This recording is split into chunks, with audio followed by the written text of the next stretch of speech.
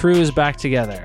The crew's back together. Hills has returned. Except for Diego, who is Diego's, he's taken over the world. But he's a grifter for bricks. Is bricks a good grift, though? I mean, no, it's not. It's not a good grift. It's like grifting for the Canadian government. Even if you do, what are you really winning? I mean, there's a potential for it to be a good grift, but only if you're accepting money on low key. And I definitely don't think Diego's doing that. I would never claim such a thing. Yeah, the good grifts are Russia and Israel. Right. Russia could be a good grift if you're getting money from them. And China, too. I mean, China pays people to say shit online, I'm sure. Russia's part of BRICS anyway. Why not? I can't imagine they don't, but, you know, we could get on... Hey, I wouldn't mind that shill. That Getting grift. on the payroll. Of the Chinese payroll? That might be a conflict of interest. We give pure philosophy, and that would corrupt corrupt the sacredness of the podcast. That's how we started. That was so yesterday. I'm willing to sell out. We've been coasting. Everything has changed. We must keep it pure. Everything has to stay pure and untainted by bricks bucks. But what a week of news, man. Epstein, Netanyahu going on one of the bro podcasts. It's like a prank. Oh yeah. I'm not an expert on who any of these people are, but you know everyone's talking. I never heard of those guys. The Nelk Boys, I think they're called. I'd never heard of them. There's like a whole bro podcast feed. I guess I did watch some of it. I don't know if you guys had a chance to, but it was hilariously softball questions, hilariously like very mediocre to low IQ bros being confronted with to give credit where credit is due to like Netanyahu, who is like a master of statecraft, who like knows how to manipulate people and knows how to answer questions and like keep the conversation on irrelevant things, just getting circles run around them. Well, they were like, hey, so why are you starving Gaza? And he's like, well, we're not starving Gaza. Hamas is starving Gaza. And they're like, oh okay. Exactly. They're attacking themselves. Why are you bombing civilians? We're not bombing civilians. Hamas is bombing civilians. No, they're firing bombs up into the air, and they're just coming back down on themselves. They're bombing themselves. They're bombing themselves. Yeah, stop hitting yourself. Stop hitting yourself. They're starving themselves. Yeah, okay. That's really convincing. It's pretty amazing how a lot of people who I would say like lean right are even like kind of off the Israel train. You know, like I tend to listen to Piers Morgan because I hate myself. It's like the Jerry Springer of like political debates of like political. Even Piers Morgan's come around though. Oh, Piers Morgan. That's what I'm saying. He's like hardcore. He was a holdout. He's had a bunch of like Israeli like ministers and like the ambassador from Israel to like the UK. And he just hammers the shit out of them for like his main points just tend to be like the proportionality, but then also his big thing, I guess, being from a journalistic background is like, okay, like all this stuff you're saying, like maybe it's true, but you're also not letting journalists in because you say it's for their safety. So like, why don't you at least let journalists go in to verify what you're saying? Yeah, for so long he was like, maybe we shouldn't call it a genocide. Now he's just like, okay, he's straight up calling it a genocide. It's a genocide. Like, yeah. So he's come right around. He was a big holdout on that. Yeah, even him, he finally caved. He was doing his balanced debate thing for so long. Then he's just like, fuck it. How much longer is it going to take for everyone to just accept it? I mean, he's still so unhinged on so many things, but at least on this, he's just like, well, I just can't really like deny this. This is absurd.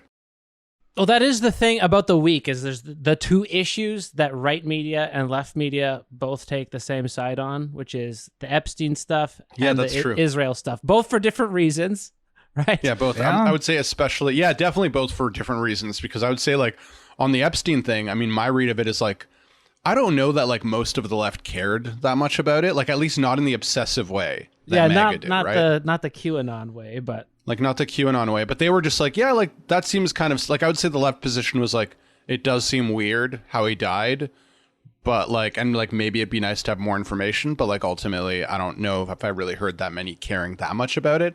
But MAGA was all about it, and now I would say the left is enthusiastic about it, and like mostly because it's like, you know, funny to score these flips. Even the mainstream is into it because it's anti-Trump.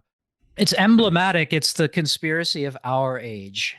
But why is this guy, the president who's the master of manipulation, he's acting so guilty? Oh my God. So surprisingly incompetent at times. Yeah, you think this guy, he's such a master of like public relations, public image, and then he just completely fucks himself by being like, there's nothing to see here, that we're not going to release the files and there's nothing to see here, and you should all stop talking about it really and just move on.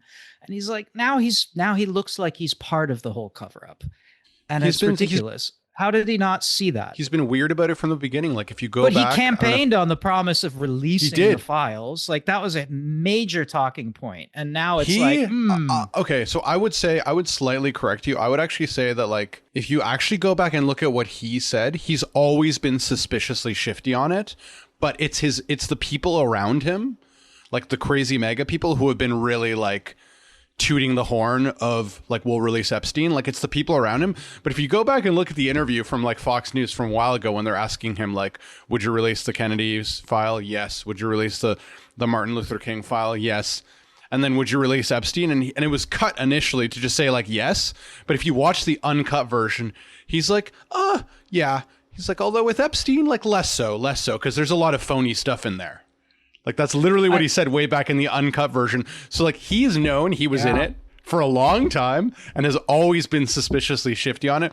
But obviously he wanted to ride that mega bull all the way to the White House. So he just, like, let the people around him, Pam Bondi and Bongino and all these fucking mega nutcases, to just be like, we're for sure going to release it. And then he was like, yeah, I guess. But if you go back and you, like, read between the lines for a long time, like, I don't even think it's just that interview. I think in other ones, he's kind of said, well, there's like some phony stuff in there, so I don't want to hurt people's reputation. And like, whose reputation does he care about other than his own? Yeah. So when he says like there's other people that I wouldn't want to ruin, he's talking about himself. Like, there's no one else that he cares about. That's true. Yeah. It has to be there is something hidden, but this is a metaphysical question. It's very funny.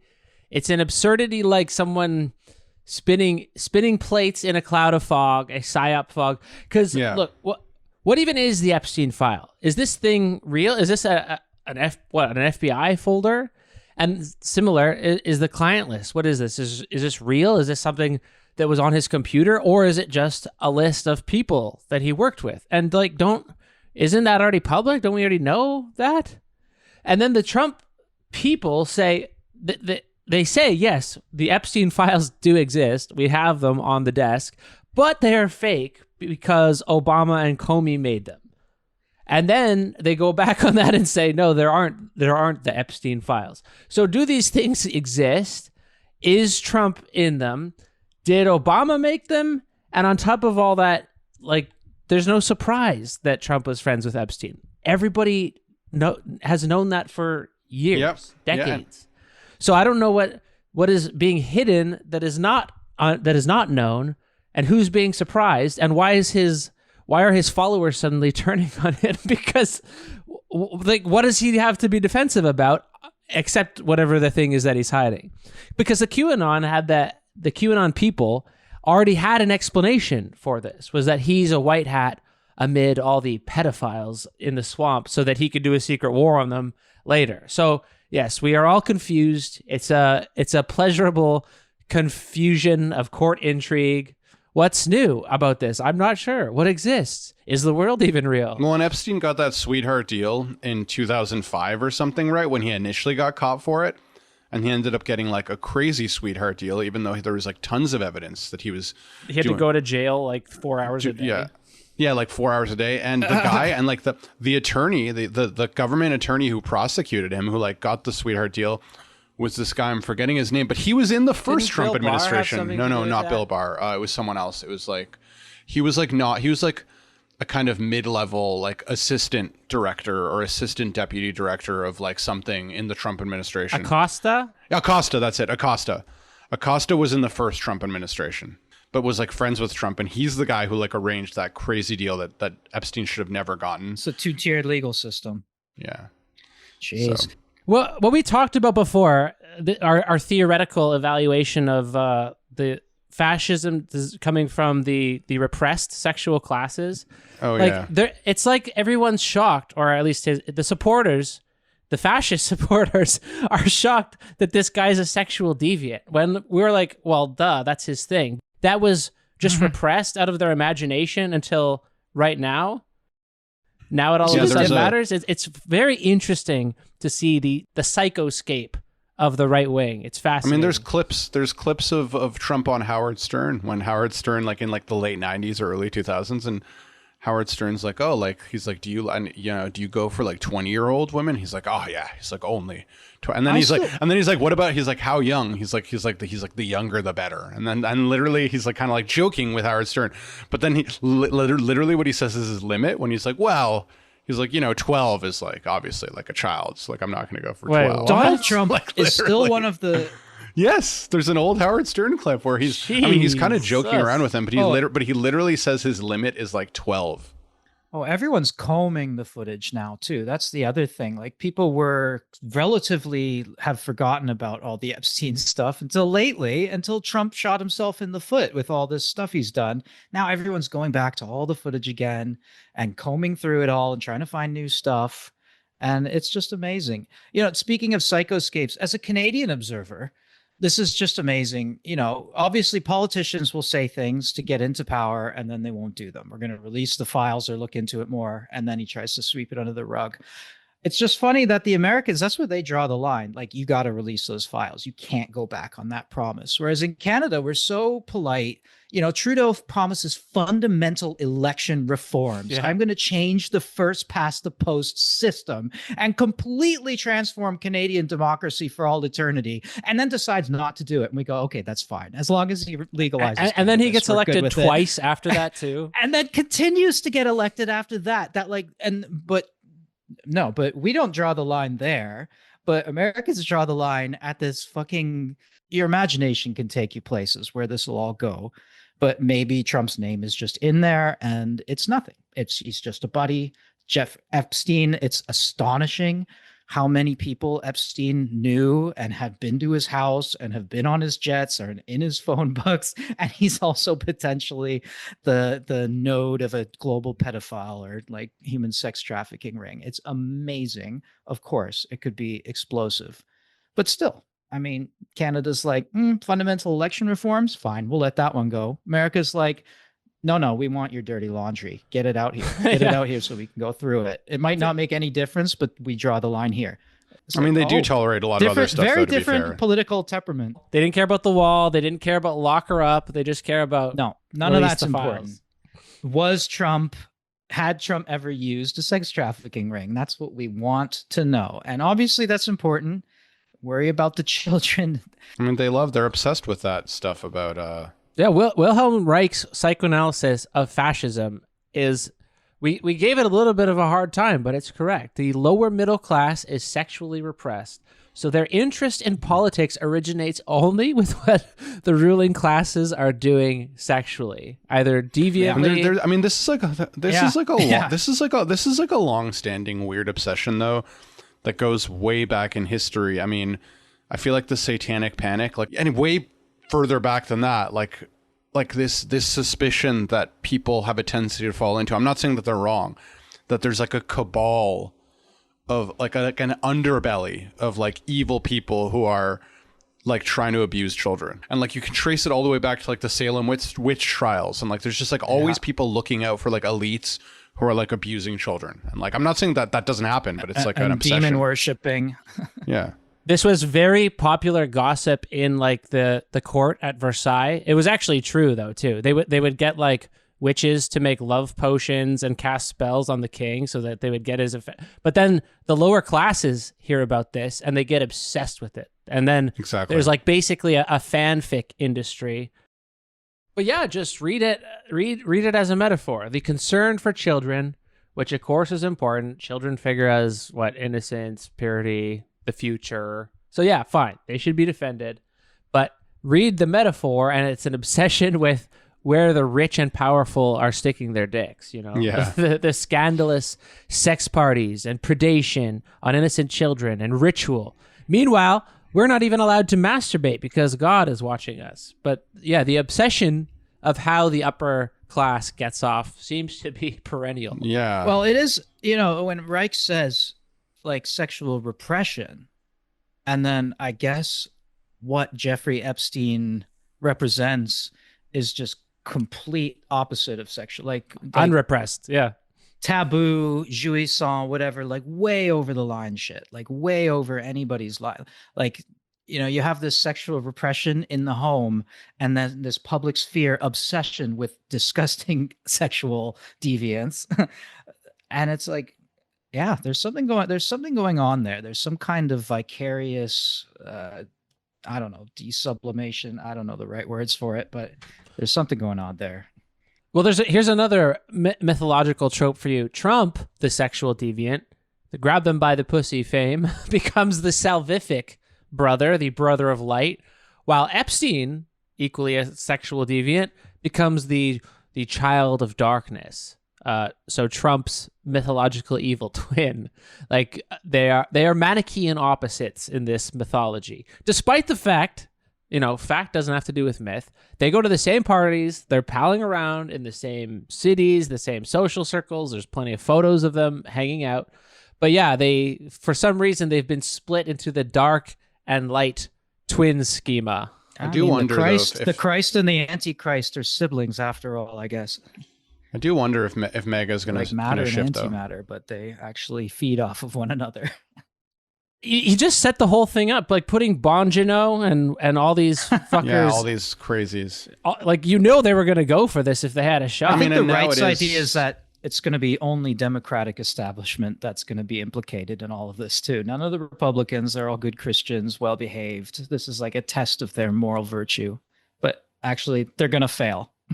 I mean, I will say, like, this is like me giving a small amount of credit to MAGA. I mean, I don't have much good things to say, but I do genuinely think that a lot of MAGA is like pretty anti-establishment. So I think that a lot of them will be pretty happy to see that like establishment Republicans are in there. Like they'd be happy with that. Obviously not Trump. They're going to resist that. But I think they're like pretty, you know, I think that there is kind of an analogous, like within MAGA of like anti-establishment voices. Like similar to like a lot of Democrats who are maybe more, not to compare, you know, Democratic Socialists to MAGA at all, but I know that there's probably a lot of Bernie people who wouldn't be that mad to see that like Clinton was in the Epstein files, right? What do they care, right? Why would they care that Clinton's in the Epstein files, right? They wouldn't care. Well, the left might be interested more in the structural, systemic issues that the Jeffrey Epstein thing represents, whereas the right seems to be more interested in the personality aspect of it. The who's it going to cling to. They're repressed and horny. That's why they care about it. Yeah, they want the spectacle. Yeah. I was thinking about sending it to you guys, but it's just, I mean, in one way, it's such a waste of time. But I don't know if you guys saw any clips of this Mehdi Hassan Jubilee. You know, the Jubilee thing. I saw the photos. of this is what the right wing looks like, and one is sitting there looking like a fucking Clue character. Yeah. Oh yeah, there is one guy who looks like a Clue character. Surprisingly, he's like the most reasonable one. Anyway, he just like he basically gets a bunch of them to like admit that they're fascists. Like there's one who literally, he's like, well, that just sounds like fascism, and he's like, yeah. He's like, it is. He's like, I am a fascist. Yeah, they're not worried about that. You'd think that would represent some kind of new phase, because nobody who's a fascist or whatever else, nobody who's a racist is going to admit that they're a racist. I mean, but now they're okay with it. James Lindsay has been posting about it like crazy, just being like, look at what a lot of MAGA is. Like, I told you so. Basically saying like, that's the woke right. I like the woke right. If that's the woke right, they're much more interesting to watch than like the establishment Republican Party. Definitely. The guys who are fucking each other in the bathroom stall at CPAC in secret, bring it right out in the open. That's much more fun. Yeah, exactly. It's all out in the open. I appreciate that. It's kind of, you know, it reminds me of that scene in Inglourious Bastards where, like, you know, they say to the Nazi guy, they're like, well, you know, you're just going to go back and you're going to take your uniform off and then we're not going to know.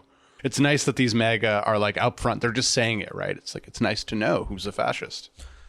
Well, then maybe a zeitgeist question. Why is this time one of unrepression? Why is Colonel Totenkopf fine with going on a YouTube channel publicly?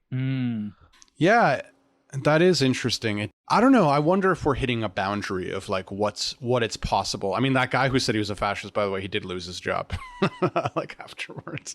But like, I just wonder like where are we hitting the limits, like the walls of like of how far it is, how possible it is to be like kind of the diametric opposition to woke, like, you know, like are we hitting that limit?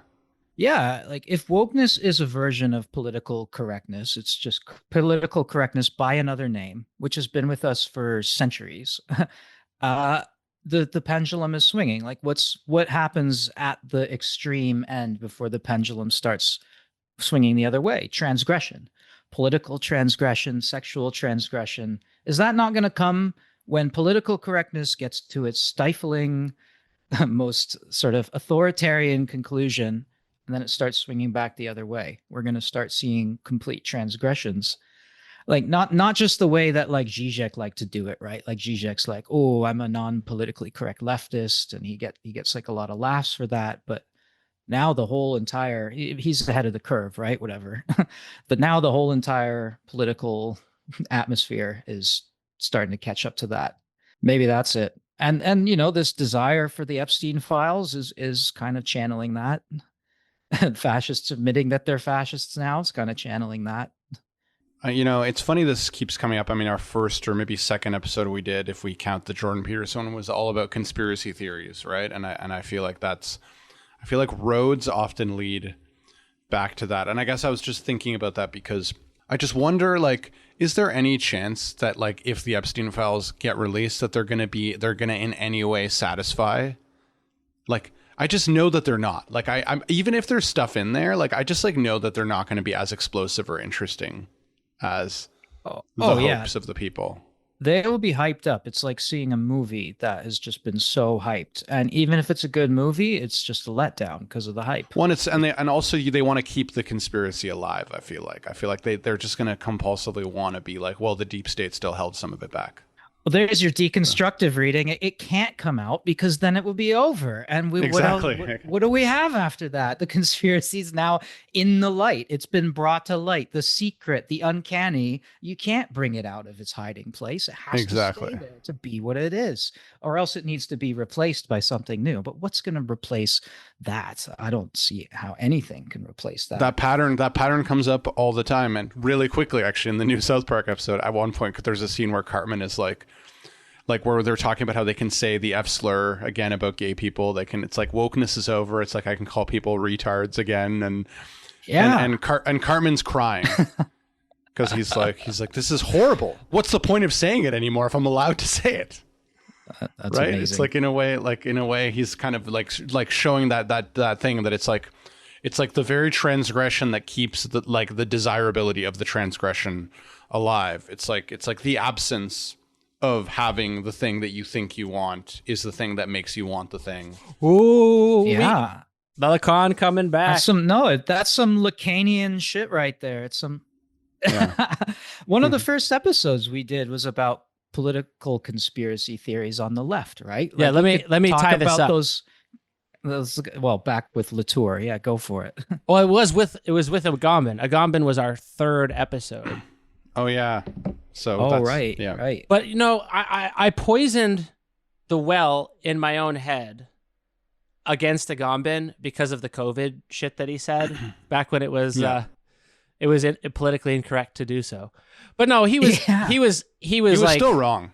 He wrote like 6 books on the state of exception, basically, right? Oh yeah, I think this whole Homo Sacer series is like this 7 or 8 volumes. Yeah, so the Homo Sacer, you brought it up on our previous one. That's not a slur, by the way. That was the first book in the series. I looked at the second book in the series, but I couldn't show up last week because emergency. It was a state of exception. Yeah. But anyway, the reason that my own mind poisoned myself against Agamben, because Agamben, we should say, he's like a critical theory grad school staple.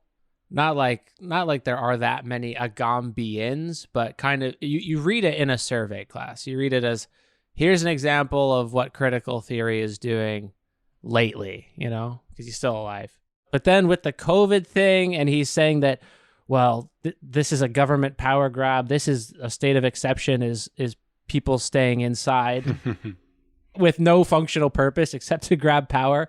That was our 4th episode, and we were like, this is really stupid. Yeah. Yeah. So yeah, I poisoned myself against him from that time, but then re-looking at it, and this is what I kind of wanted to bring up with reference to the state of exception, bringing it up with respect to the way the Trump administration is going. This makes a lot more sense in terms of what constitutes a state of exception. And my thought with that is basically within the way Trump governs, everything is an executive order. ICE suddenly is 20 times the size that it was 2 weeks ago, a little version of the SS. But you never know what's happening, where the power is, where to grab power if you could, who has it, who's illegal, who's not illegal, what your status is as a citizen. So all this stuff together describes the state of exception. And that's why I wanted to bring it up with respect to like alligator Auschwitz and, just the Trump administration. It seems like an extended state of exception. And that's, in my opinion, a much better application of his own theory than what he thought the application of his theory was, which was COVID lockdowns. Well, actually, I mean, that's good. And I agree. I know that the idea for the last episode where Pills was unable to join us was kind of where I was going to teach the Schmidt version and they were going to teach me the Agamben version. I feel like we got halfway there of like the Agamben version. I think I did it, enough. I mean, I think, to be fair, Schmidt is probably a lot simpler than Agamben. Yeah, Agamben is really difficult. Like, he is a currently living continental theorist. His difficulty is right up there with the last wave, Foucault and Derrida and Lacan. Like, he's just as difficult. He seems like a much clearer writer, but the thought is still very tough. So I did struggle a little bit. If you wanted to kind of finish that job off, if we wanted to do a little discussion of Agamben or clarify, I don't know if you listened to our last episode, but well, I edited it and put it up. Well, it's okay. So that means he didn't listen to it. So he just edited it. Definitely listens to every episode much closer. I listened very carefully to each moment. Yeah, so I mean, Eric did a good job, but Eric, because I edit his mind so often, I can see his mind working, and oh, that's a disturbing thought. He can't get past a definition that he doesn't know, and then dives all the way down the rabbit hole into that definition, and kind of missed the overall point a little bit. But he gave a very good definition of Homo Sacer, which was good. Bare life. What's the broader definition that he missed, do you think? It's the broader application. So, I don't have facility with these concepts. I'm still building it. So, yeah. Well, like we said, we all had to read this shit at least for 1 week in the grad school intro courses usually. But if you start with the Carl Schmitt, and Carl Schmitt kind of describes the state of exception as what it sounds like. It's an exception from the rule. And Agamben picks this up, and he has a much broader application for it. He says that state of exception is the paradigm for not just politics now, but all politics all the time, including and especially liberal politics in our Western liberal democracies. The thing is, we have so many names and headings and conditions for states of exception that it seems like we actually don't have states of exception. It seems like, oh no, we have democracy and rule of law all the time, and we never actually descend into this state of exception thing. But what his point is, so far as I see it, especially in his second book in the series, is that the state of exception is always like peeking through. You never actually have the conditions of law and order, except that people are almost always willing to accept it. But it's very tenuous, and there's eruptions that pop through all the time. So even this is why I was rethinking our opinions of him from Pill Pod number 3, is it is true that the COVID lockdowns are a state of exception because it is not legal for the government to order you to stay home. So it is technically a state of exception. But if you're saying that the COVID lockdowns are a state of exception, then the rest of us are going to go, well, that doesn't really fucking matter. I'm happy to stay home because I know the reason for it. I know the effect of it, and I know what I'm preventing. Yeah, it's depending if he means a state of exception. Like, and this is, I think, can be a problem with a lot of kind of critical theory.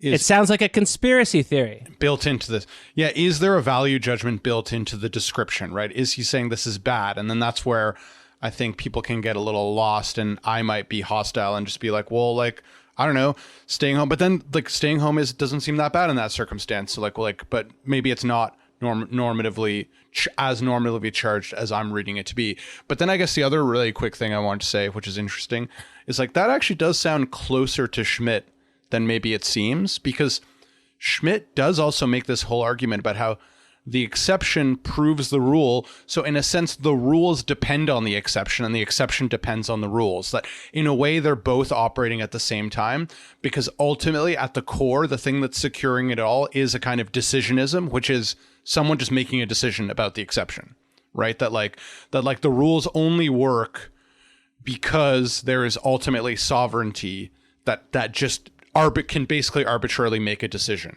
So like the rules are based on an originary kind of exceptional decision.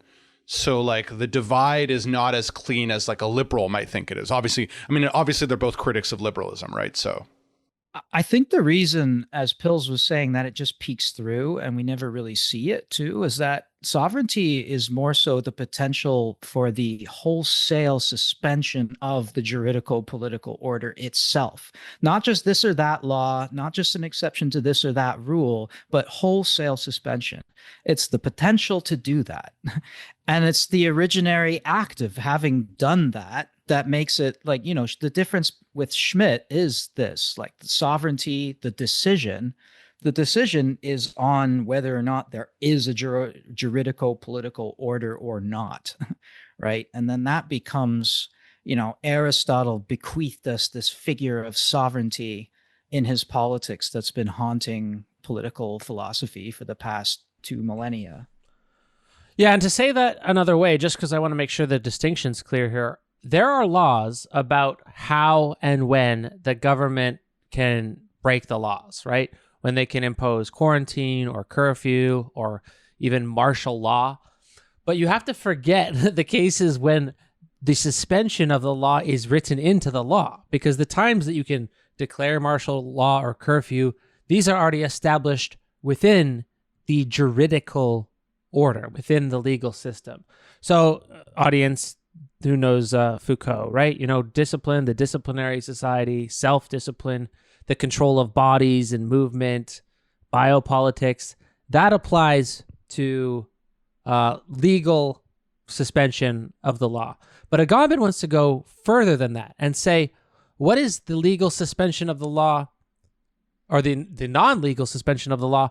What does that rest on, and when does it happen? And for him, martial law is not an exception. It might appear as an exception, but the state of exception that Agamben is speaking of is the exception of the whole of the law. The law as a concept, right? Because the law as a concept ultimately depends on something else, on something somewhere else, which is sovereignty. So martial law in the face of sovereignty is always potential, neither legal nor illegal. And it's difficult to notice this kind of stuff when it's happening, but it's always happening around us, right? At small scales. But if you know laws for what they are, and I think Agamben's a scholar, a legal scholar or something like that, those are most of his references. But when you ask what the laws depend on, and then you apply his analysis to it, it comes out as something more like a text, right? Laws are not really binding rules. They're sort of deferential guidelines, and you need interpreters and you need context, like how you would analyze a law as a Derridean or something.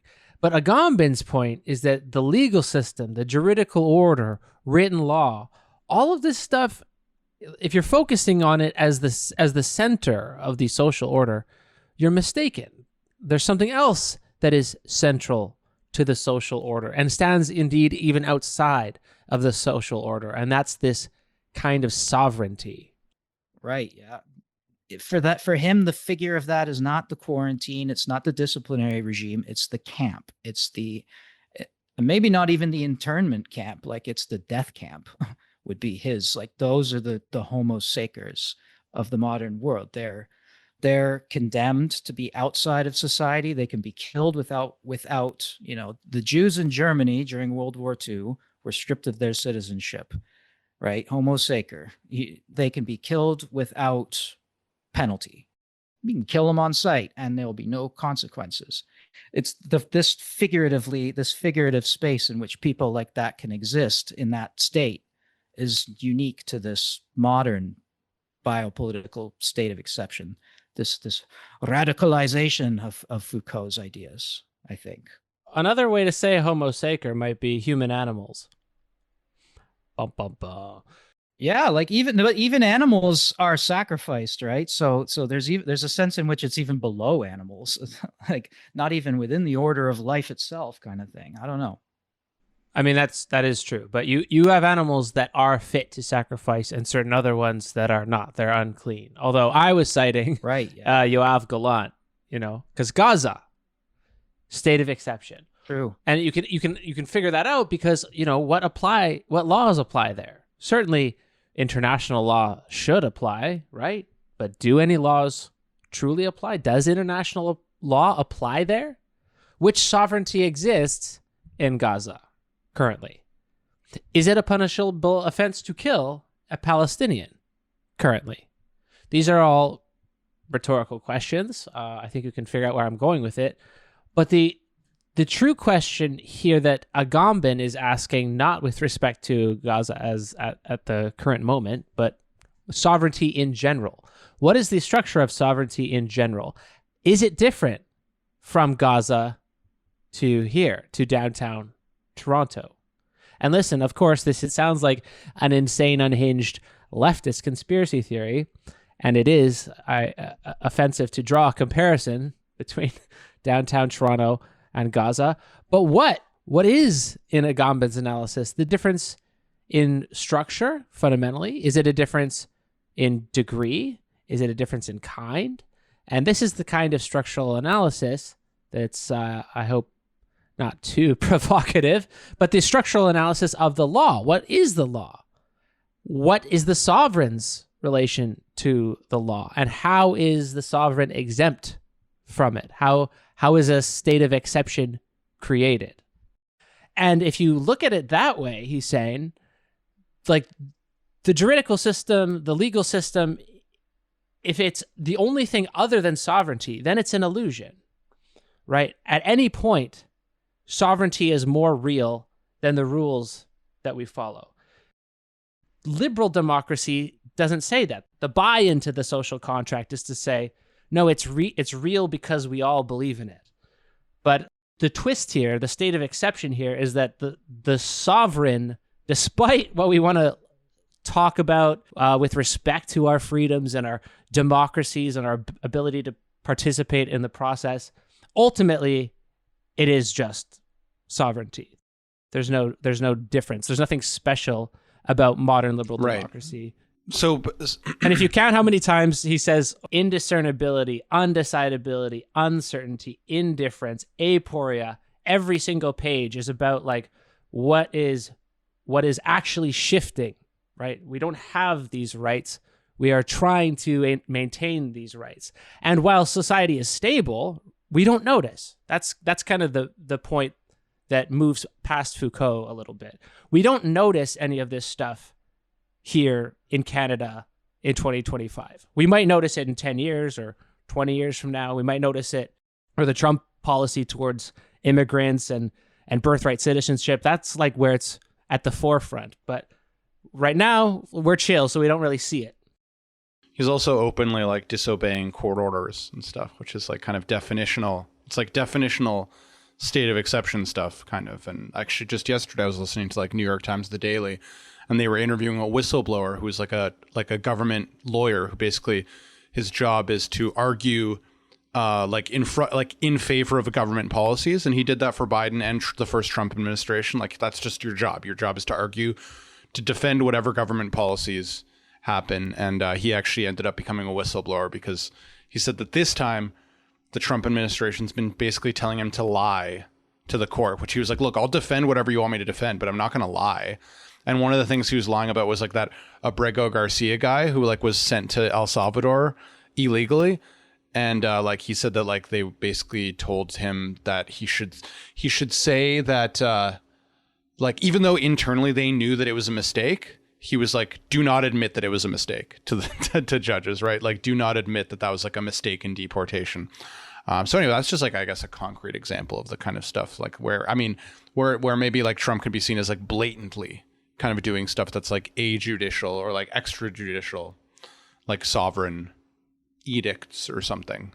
I'm still not really sure if I understand like how the Auschwitz thing though, because I know you were saying like I know that sounds crazy, and then you went on to explain it, Pills, but then you explained it in a way where I was like, well, how is then that saying that like Auschwitz is? I don't know. Well, I was gonna say he gets back to this overall argument, sort of cutting the difference between Foucault. He says Foucault never brought his insights to bear on what could well have appeared to be the exemplary place of modern biopolitics, the politics of the great totalitarian states of the 20th century. The inquiry that began with a reconstruction of the grand enfermement in the hospitals and prisons did not end with an analysis of the concentration camp. So he's saying, you know, Foucault's disciplinary take on biopolitics did not, you know, we got prisons, quarantine, we got hospitals, but we didn't get an analysis of the concentration camp. On the other hand, Hannah Arendt does give us this in the context of the totalitarian regimes, but she only takes it so far, and he wants to combine their insights. And he says here, the concept of bare life or sacred life is the focal lens through which we shall try to make their points of view converge. That is Foucault's and Hannah Arendt's. So on the one hand, you have Foucault's failure to analyze this sort of, I mean, shattering moment, right? The realization of this death, these death camps, and then sort of Hannah Arendt's sort of failure to tie this back to a biopolitical regime. So he's going to use this concept of sacred life. And sacred life is just like the underside of the sovereign, right? If the sovereign is kind of in this in-between state, both at the center of politics can't function without it, but also outside of politics, right? The sovereign can suspend laws don't apply to the sovereign. There's a mirror, there's a kind of inverted mirror that sacred life reflects on that. Well, sacred life is when the person is, you know, not fit for sacrifice, but can be killed without consequence. And if you don't want to talk about Auschwitz, then the modern example that he points to is Guantanamo, because there you're stripped of rights, stripped of juridical due process. You're stripped of identity. You just, you know, you got a bag on your head. So that flip side shows like what you will become in the face of the sovereign if the sovereign decides.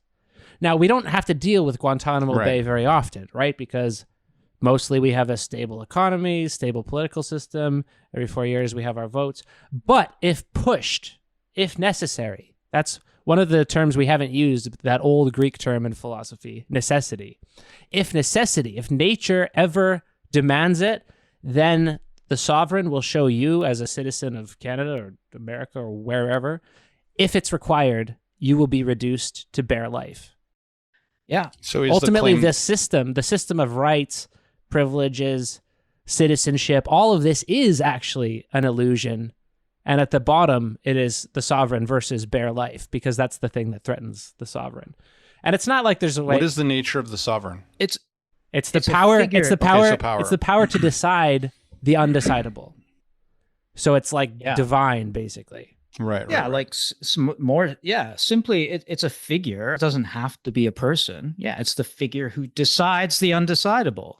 And it's true that ultimately these are like human beings with positions, making the decisions that are ultimately attributed to sovereignty.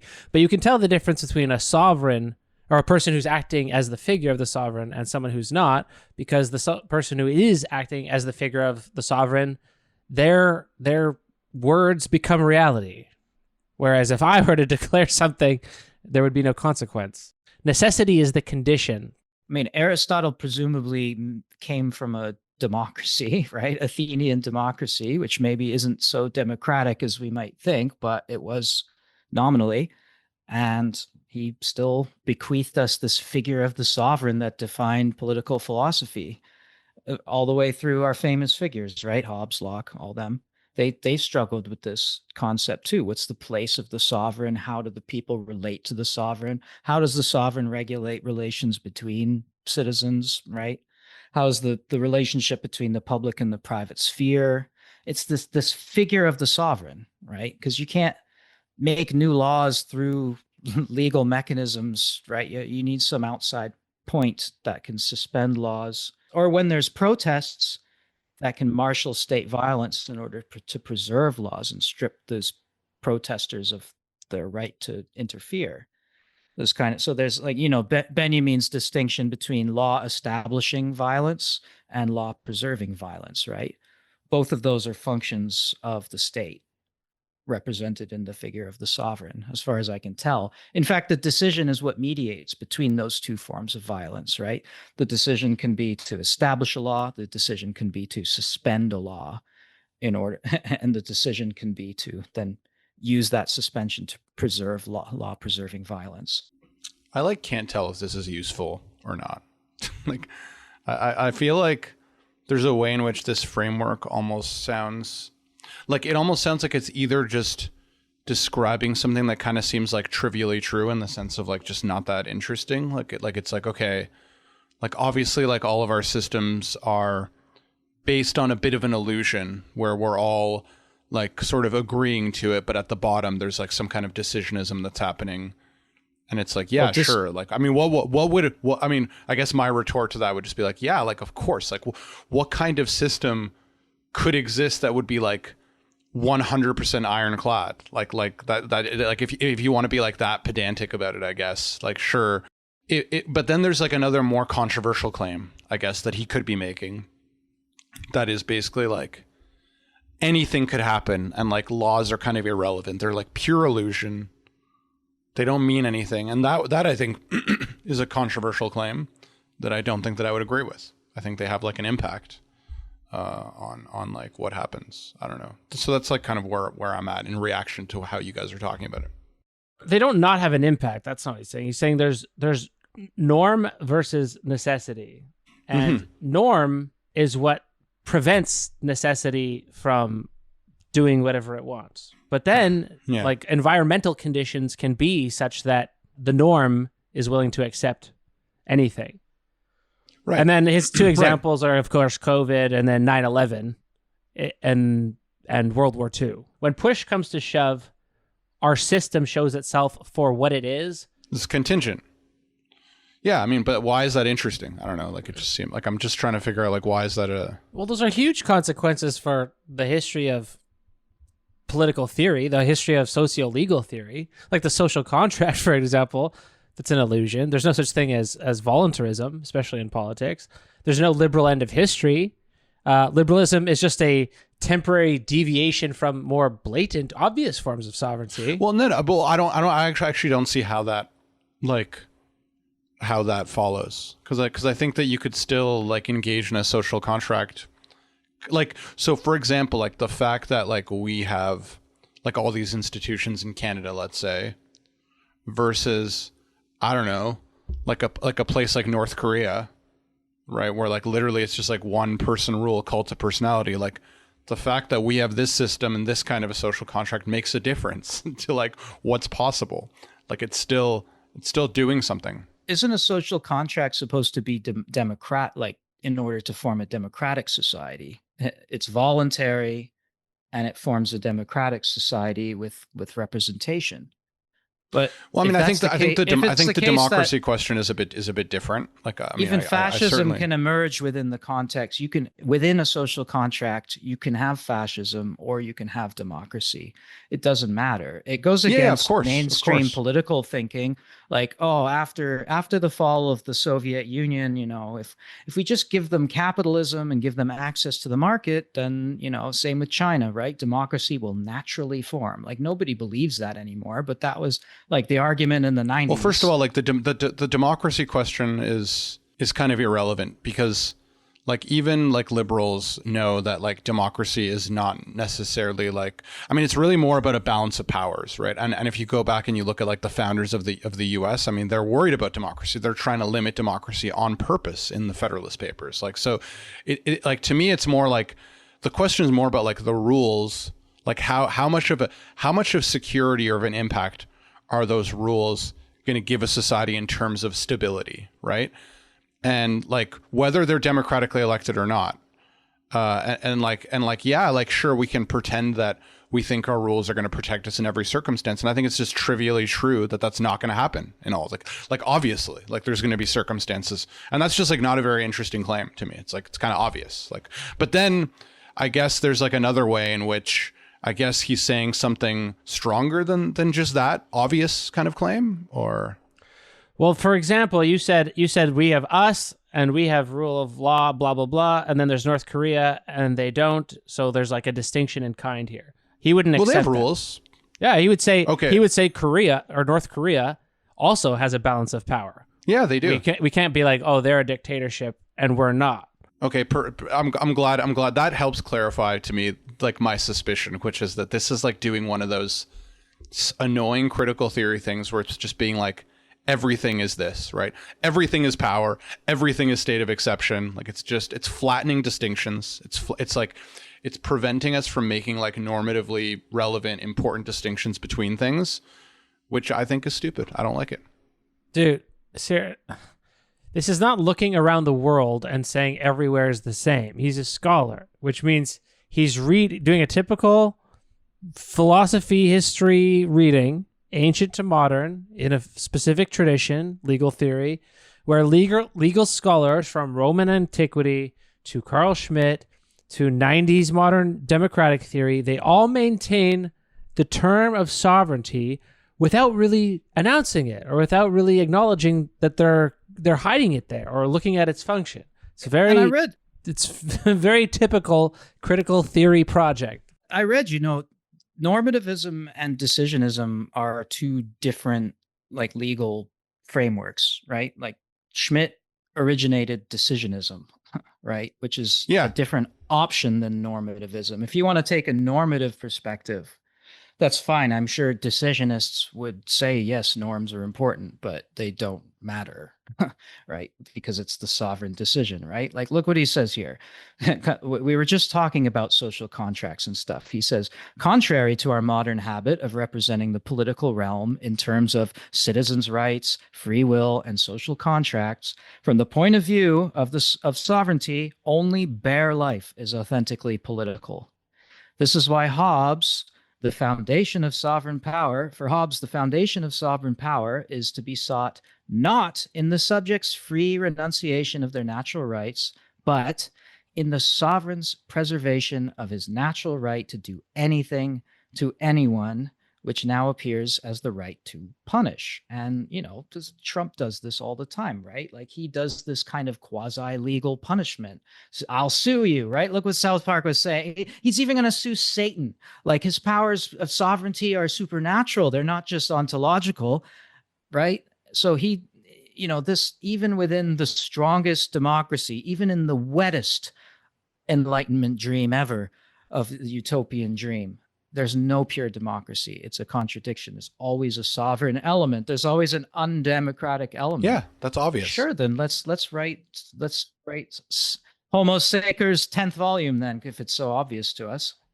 There's still worse and better, like that's the thing. I think what I object to is, inviting these things. There's no difference between North Korea and North America, for example. Like I think if that's what this analysis leads to, I mean that's stupid. Well, there could be differences, But if there are differences, and he's correct, then the difference between a single-party state and a multi-party state is not to be found in their relation to sovereignty. And given the fact that we've provided you with examples of times when it doesn't matter whether you live in a single-party state. I think the political system makes a difference, though. Yeah, well, at this point, you haven't engaged with the material, provided a counter-argument. So just the fact that you don't like it is not going to sway. I think there's another... The output of there's other countries, too, that I think you'd be better off in. Like, there's a lot of South American countries, or like India, I think probably has a better political arrangement than North Korea.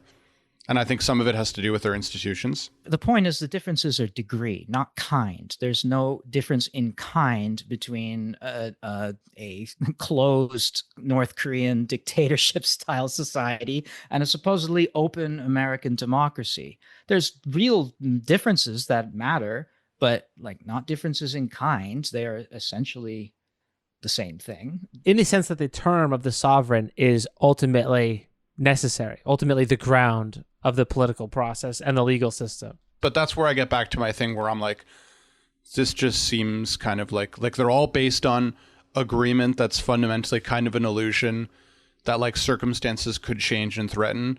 But I think look, like even with the Trump example, like I do think that he's being, I think if he was in a different context, he'd be doing a lot worse stuff. But he's kind of not being allowed to do that in a number of different quarters. I mean, even like the South Park episode itself, because it's like it's not just the institutions, but it's like the culture. There's a bunch of differences that make it so that like there's some kind of limit. I mean, the fact that a TV show could come out and like mock the president, like mock him in a bunch of ways that wouldn't be possible, for example, in like North Korea, right? And like I think these things make a difference. But sure, there's like, again, a kind of trivial way in which, yeah, of course, at the bottom, like all of it is just based on kind of an illusory like decision. But I just don't see what's like interesting or helpful about that claim.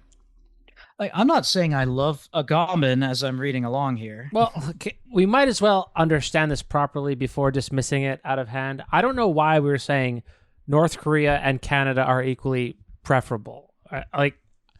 No one's arguing about preference at all here. It never came up. What is the case is that an emergency situation in either North Korea or Canada would ultimately produce a state of exception, which would demonstrably clear up the smoke about any ultimate difference in the relation between the government and the law or the legal juridical system. You don't see that in the day-to-day. So you're pointing out there's a difference in the day-to-day. Okay, fine. But the day-to-day is not the state of exception. What I'm talking about is what happened in COVID.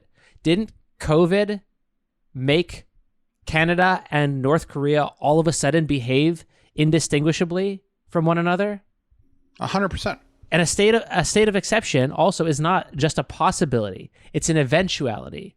On 9/12, America was every bit as disciplinary and biopolitical to its own citizens as North Korea is, right? It's a question of what's under the show, not a question of what happens in the day-to-day. That's why it's an exception, not the day-to-day. Sure. And like the absolute level that could be more interesting place to analyze it. I mean, in the last episode, I also even said how it's funny how in Canada we have like literally written into our laws like states of exception in the sense of the notwithstanding clause, right? Where like in our constitution, it basically says that like we have this Charter of Rights and Freedoms. They're all ironclad, except notwithstanding if some province or federal government decides to pass a law that violates the Charter, which Quebec does every 4 years to preserve their language laws, which violate our language rights laws. Yeah, even the Roman exceptio thing I brought up is like that too. There's exceptions built in. But technically that's not an exception because it's built into the system, I guess. But literally like anyone could pass anything. It's not absolute. It's a written exception, but it does kind of leave room for basically any leader to do whatever they want, hypothetically. But I know that what he's talking about is something that's even unwritten. That's like beyond that, because that's obviously written in. Like, it's weird to me to think that Homo Sacer or bare life is the true political figure. So what does that mean? Like normal rights-bearing citizens, then presumably we're not in a state of bare life. We're in a qualified life. All right. We're in bios. We're in euzen. We are the ones, supposedly, us citizens are the ones that the state is working towards this end the telos of the state is to make a good life for its citizens. So we're not the political subjects in this picture. We have rights. If someone murders you, they will be punished. And I guess if we were in a religious society, I don't know, sacrifices, whatever, we'd be fit for sacrifice. I'd be a really juicy sacrifice for the Olympic gods. No, you're all gamey. You're too tight there. Lately, I've been getting a bit stringy. I got to watch myself, or I won't be such good sacrifice material. But the point is, yeah, we presumably in this situation, we are not like bare life. We are not political subjects in the sovereign system that he's outlining here, which is a weird thought to me. And yeah, we're illusions. Clearly, yeah, we have these rights and these laws protecting us. So there are consequences. We're not Homo Sacer. But I just jumped to the idea that, okay, Agamben is analyzing this figure of sovereignty, this figure of the sovereign, because he wants to reimagine society without that. He's almost making like, Derrida's claim, like, metaphysics has always been metaphorical. They pretend they're dealing with concepts, but these are really just metaphors. I thought about that. He's kind of saying, political philosophy has always been theorizing how to get away from sovereignty and what democracy is and how to have a perfectly democratic state and eradicate all that bad shit like fascism and all the other liberal stuff. And yet they continuously imagine democracy, but they don't realize they always have to import this idea of sovereignty into it. They cannot do without it.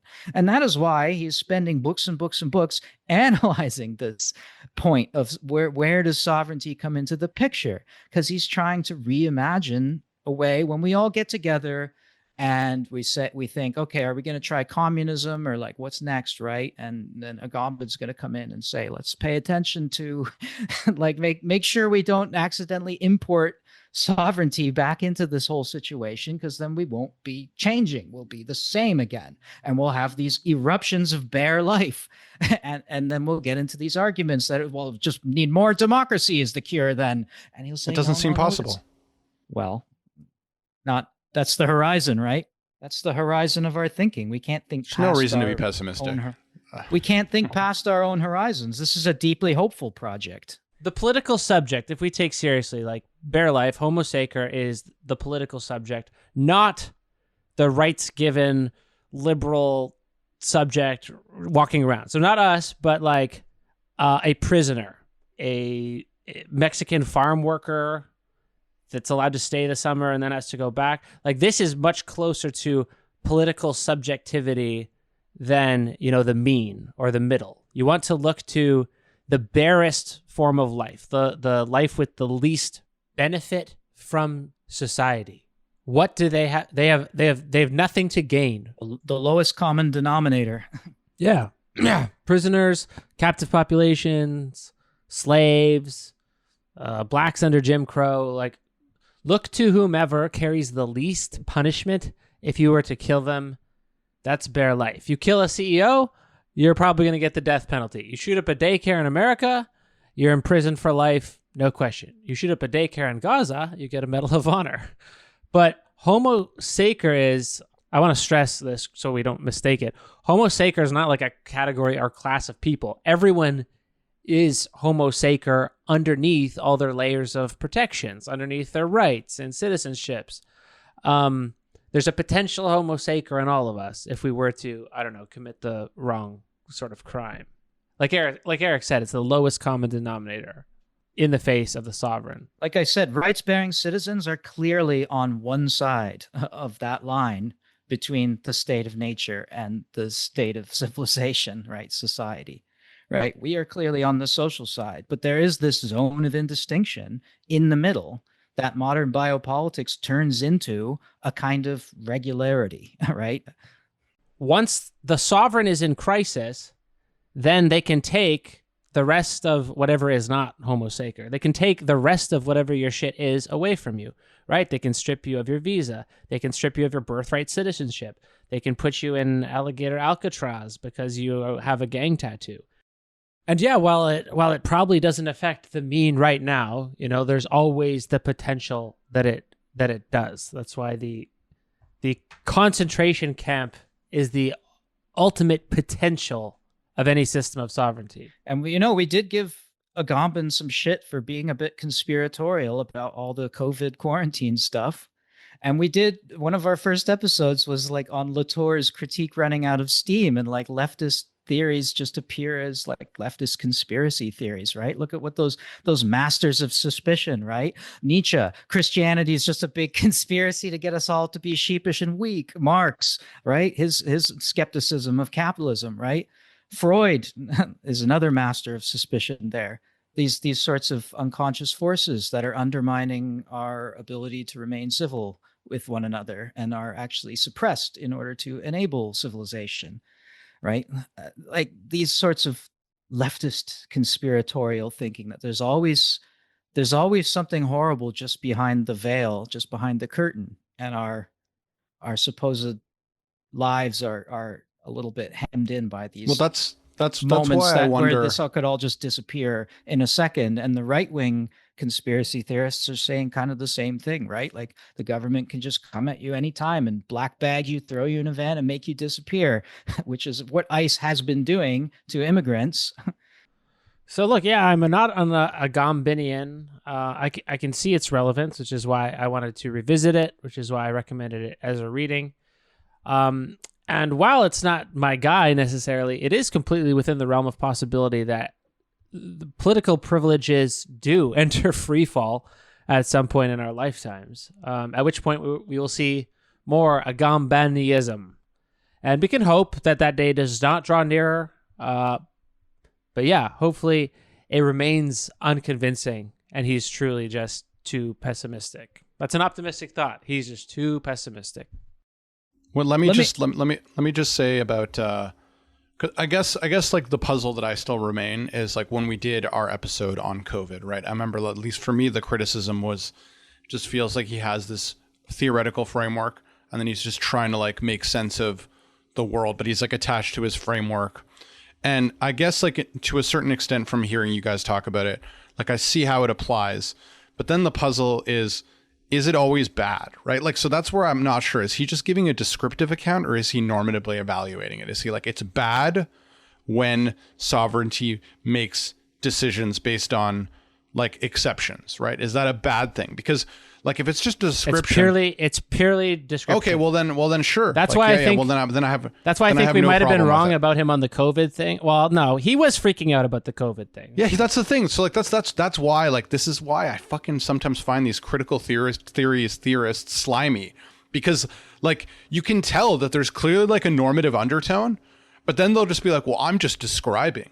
But I'm just like, but you're clearly pissed about this. So like fucking take a stand, you pussy. Well, he's personally pissed, but descriptively, you did have your rights taken away sovereignly during COVID, right? Descriptively, but for me at the time, it just seemed like a good idea to do that at the time. So I have no problem with it. But right? you didn't try not to do it. That would be when you're reduced to bare life. Yeah. Like aren't the three options again in political theory, broadly speaking, have been, what was it? Rationalism, normativism, and decisionism, right? So, rationalism is an old one, right? Like the Enlightenment, rationality, Kant kind of stuff. Decisionism is coming from Schmidt. And you, Victor, are usually look at things through a normative framework. So you think decisions have to be every normativism for you engulfs the other two. So right, decisions have to be good or bad, whereas a decisionist might say no, like the decision comes first, and then you decide on what's good and what's bad. Decision comes from a place of non-normativity. Right. So, I mean, whatever framework you want to engulf the others with, that's fine. But let me read this into. Can you explain that? I've never heard that there's three options in political theory. Is that something you've come up with? Maybe yourself? legal theory. No, I was getting very frustrated reading this because I'm like, what the fuck is going on? And I was agreeing with Victor, saying this seems to be just neither here nor there. And so I'm like, okay, well, Agamben did his doctoral work in legal theory. and political science, I think. So he's been trained in these ideas, which is what I started suspecting, that I'm not understanding this very well, is because I have a terrible background in legal theory and political science. But he knows his shit. So when he says like things like law constituting and law preserving, like those are legit concepts, not just from Benjamin, but all over legal theory, right? There are just lots of holes in my knowledge. And when I looked it up, I just said, okay, these are three frameworks, right? And decisionism comes from Schmitt. That's one of the frameworks. And I'm like, okay, that makes sense to me. Is that where law comes from? Decisionism, rationalism, normativism? I guess that's a basic framework for legal theory. Schmitt was also a legal scholar, right? So for him, yeah, the decision of the sovereign is the ground of everything else. Normativism and rationalism are built on this ground of decisionism, I think, for him. For other people, you might take normative claims as your basic idea, and then everything else is based on that. I don't know. I'm not an expert. It can be very frustrating reading a theorist who's clearly like making normative claims, right? Like when I read Marx's Capital, I want to read it as like a very objective analysis.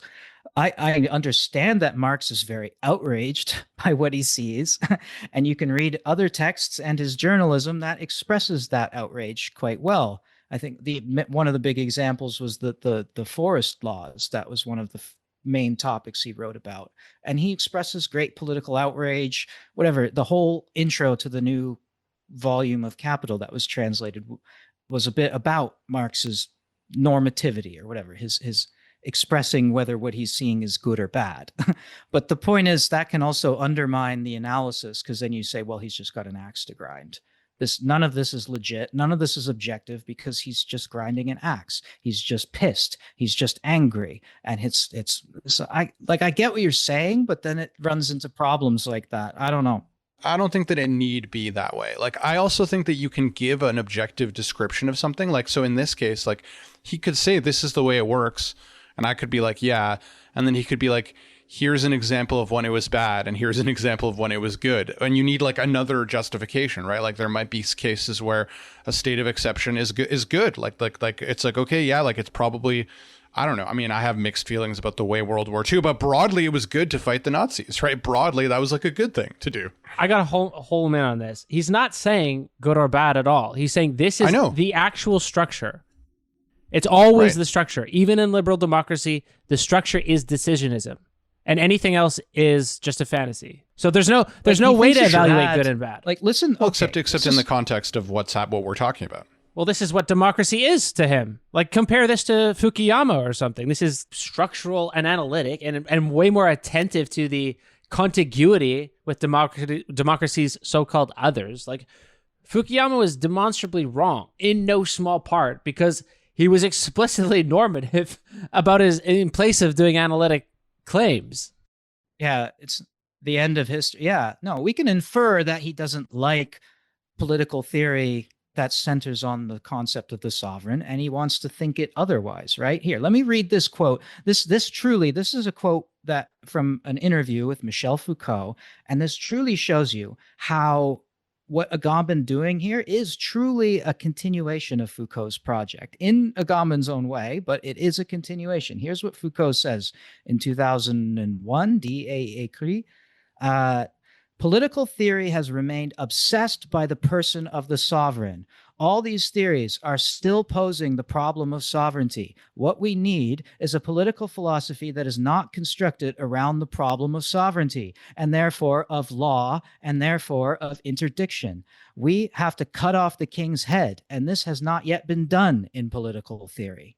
So that, like, there's a perfect encapsulation of the spirit that Agamben is trying to capture out of Foucault, is to rethink politics without the sovereign. So I think from that we can infer that he thinks it's all bad, or at least is limiting or is holding us back in some way to have our reflexive. And this isn't just, remember, it's an ontological question too, right? Like the sovereign isn't just the sovereign in theory. The sovereign is really the sovereign power, right? The locus of power and legitimacy is the person of the sovereign. Yeah. And that's why there's a chapter on comparing the sovereign power to Aristotle's notion of potency, right? Like potency and actualization, dynamis and energeia, right? He says the sovereign is the point where those two things become indistinct, right? Like Aristotle's going to say, someone who is walking also has the capability of not walking, right? Just because I'm walking right now doesn't mean I'm incapable of not walking. Just as because I'm sitting right now doesn't mean I'm incapable of standing. But for the sovereign, when the sovereign makes the decision, he divests himself of his incapacities, right? That's a crazy line. Divesting yourself of your incapacity. So at any time, the sovereign could stand up, and it seems like an idiot is now standing up. And it's like when the sovereign stands up, it's like, or when the sovereign makes the decision, it's like the capacity to sit down is now being given up. Like Aristotle says, thinking about thinking of the potential of thought, that's the point where these two things become indistinct.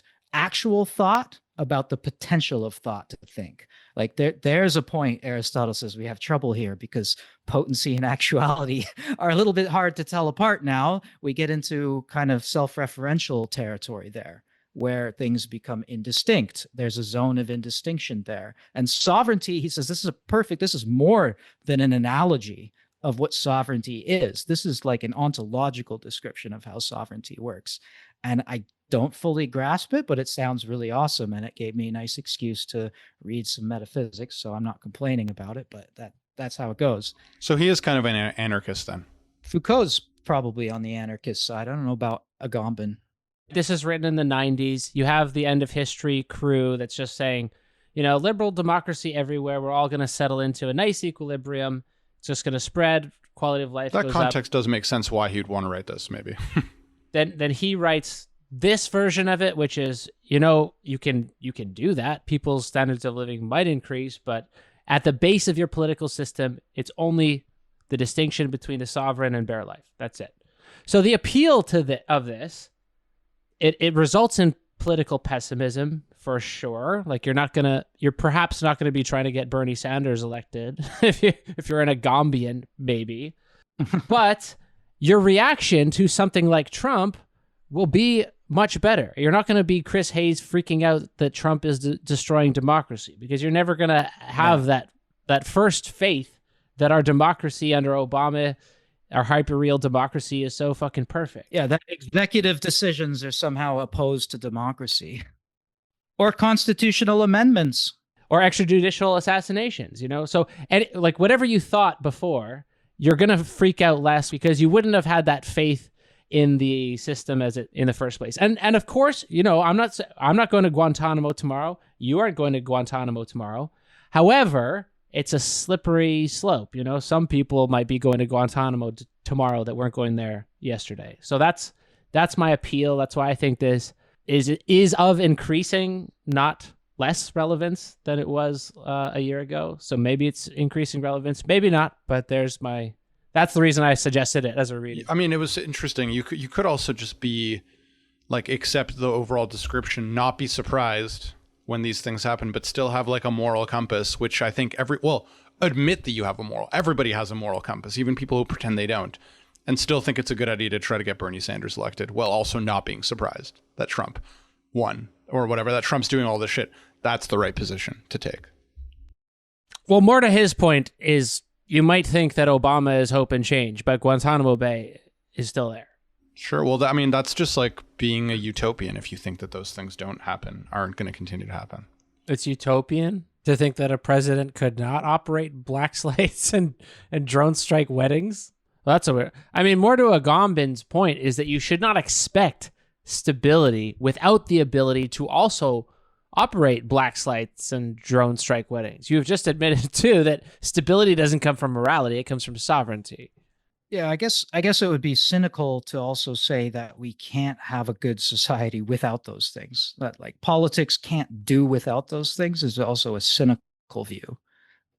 And that's not the view that Agamben is taking, right? He's like, we need to, again, like what Foucault just said. Right, so that's where the anarchism comes in a bit. Well, you call it anarchism, and we don't really know. Like, I think when I looked it up, I think Foucault's... Well, like escaping sovereignty is anarchy, I thought, no?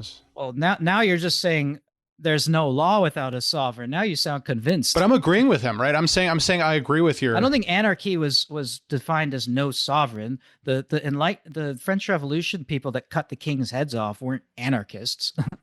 They just wanted to get rid of the sovereign, and they did. But then they got a new one. But they didn't realize. Yeah, well, they got one in. They didn't kill the theoretical sovereign, as they said, and when they all got together in the basketball court, and I mean the tennis courts, and they the sovereign snuck back in through their minds, right? It was a psyop after that. But there's never been an example of on Agamben's definition. There's never been an example, I don't think, of a society that doesn't have some kind of a sovereign that is. Probably even indigenous societies probably had states of exception. That'd be a fun kind of anthropology to do, to like see if there's like exceptions to like those kinds of like traditional societies where they depended on, well, they certainly depend on a friend enemy distinction and like other things. He does have stuff on French anthropology and well, he does bring in anthropology, but I didn't read that section very carefully. But that was on the origin of the term sacred, because it has, we think of the term sacred as like something that's, well, he actually brings up the untouchables, but we think of sacred as like a good thing, right? So if something is sacred, it is good, and there are certain things you can't do to it. But there's kind of, if you go back, sacred has sort of ambiguous, strange meanings, especially if you look at that Roman law stuff that we talked about last week. Yeah, we covered this with the Durkheim stuff. Sacred means you can't touch it. Yeah. Good or bad. But then it also has that second meaning of like being able to kill it without consequence, which is weird. We would think that's very strange. Like if you go shoot the Pope, you'd think there'd be lots of consequences for that. He's not a sacred person. His person is not sacred by this stuff, but we would think it is. He's a sacred, he's the vicar of Christ or whatever, but it's weird. I didn't read that section very carefully, so I don't know what's going on with the anthropology there. We'll check out the feedback. Maybe we will return to this depending on what happens, and we'll have to read it more carefully at that point. Yeah. We read 3 different texts, and we're trying to debate the merits of texts when we all read different ones. But anyway, I think it's worth thinking about. I enjoyed being frustrated by it, so I read the you can all pick up the omnibus Homo Sacer. That's like, I think it was published in 2017 or something. That's got all of the volumes of Homo Sacer in it, of which there are, what was it, 9 volumes? 8 volumes, I think. Yeah, something like that. The latest one is called The Use of Bodies. Yeah, Homo Sacer, State of Exception, and so on. All right. Well, talk to you next week, and hopefully we are not reduced to Homo Sacer in the meantime. Yes. Yep. Until next time. Thank you. Cheers.